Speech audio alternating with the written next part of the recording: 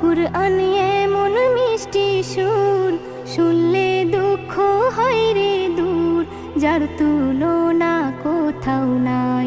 কুরআন যে জন পড়ে যায়, দু জগতে শান্তি পায়, চলা সহজ হয়ে যায়।